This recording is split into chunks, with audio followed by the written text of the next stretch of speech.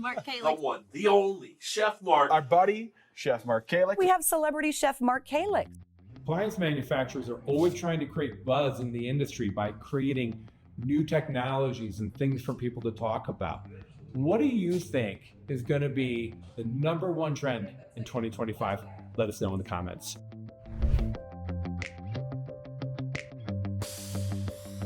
It's Chef Mark. Welcome back to Appliance Factory Fine Lines. Today we're going to discuss top 5 trends in 2025 in appliances. Some of these trends are good, some are bad, and this is according to the NKBA, which is the organization that trains designers to get the most if you're designing your kitchen. So let's get started.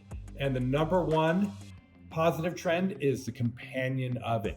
So what is that? That's an oven that doesn't just bake, doesn't just broil, but does things that no other oven can do, like a pizza oven. The Monogram pizza oven would be my number one choice in a companion oven.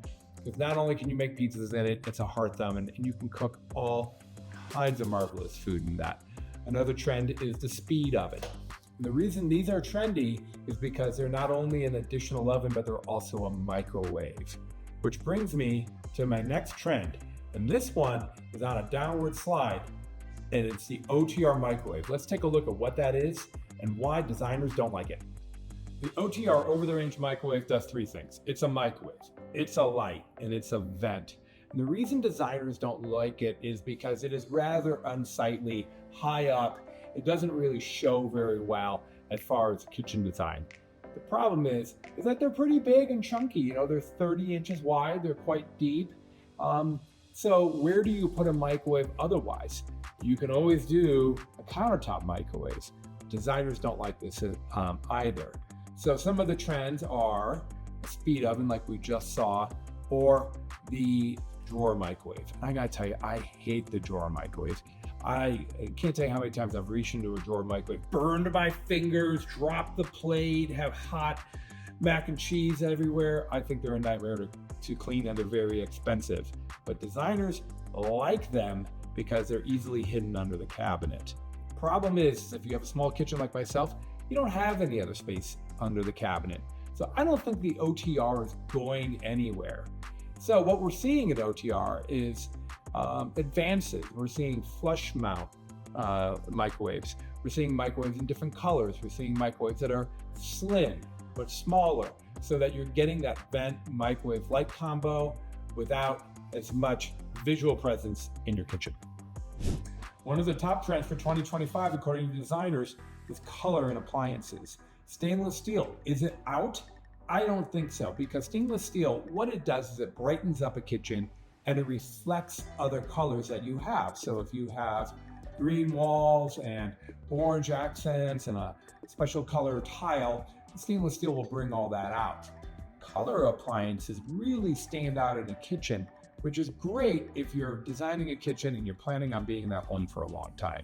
The downside is that if you go to sell that house, the person who's buying that house better love your choice in appliances, or you might be looking at a full appliance replacement just to get that house sold. But if you do have space in the kitchen, the top trend for 2025 is more under-counter appliances. This is a 2-door refrigerator, oftentimes used for storing produce or things that you cook with every day. Of course, under-counter wine racks and beverage racks. These can really increase the amount of square footage you have as far as refrigeration, because they'll take up things that take up a lot of space in your regular refrigerator you can store in here. And we're seeing ice makers make a resurgent. We're seeing garbage disposals make a resurgent. And of course, dishwashers, they're always under counter, but they're making under counter drawer dishwashers, similar to the bar style dishwasher. These have been around for a long time, but we're seeing a new crop of them come out. This one's by Cafe. And why people like these is because with these 2 drawers, you can run small load or big load, just glasses if you're having a party. It does give you a little bit more flexibility over a standard dishwasher where the door just comes down. You know how those operate. And in 2025, a top trend to look out for is a walk-in refrigerator. in a standard home. This blows my mind. If you've ever worked in a restaurant, you know restaurants need walk-in refrigeration because we're storing food for hundreds of meals a day. And several companies have come out with walk-in refrigerators for homes, and they're marketing them as a cold pantry or a freezer pantry. This is unbelievable to me. Who's the customer for this? Someone who has a home over 10,000 feet. If you have a large home, you need special things to put into your home to make it feel like a luxury property. And this certainly would be a luxury touch, having a walk-in refrigerator. So the ones that I've seen have a glass door. Usually they're next to a standard dry pantry or perhaps even additional refrigeration. You open the glass door, and when you step in, you're surrounded by stainless steel. You have stainless steel shelves that are adjustable. The problem with this is several. One, high energy consumption. If you think about how much energy it would cost to run refrigeration for an entire pantry, if you have a walk-in pantry, think about how much space that is. I think that's really a downside. And then secondly, keeping it organized. All of the marketing pictures I've seen, every bottle of wine and Pellegrino is perfectly lined up and is perfectly clean. But walk-in refrigerators are hard to clean because you've got to spend a lot of time inside a cold area, scrubbing, organizing.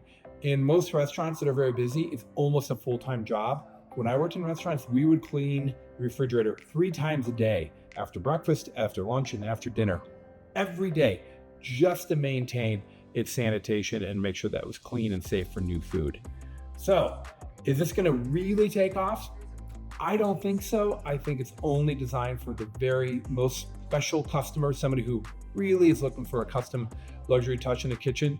But I gotta tell you, I never thought when I started working in appliances almost 10 years ago that I would ever see a walk-in refrigerator for a home. I can't wait to see if this trend catches on.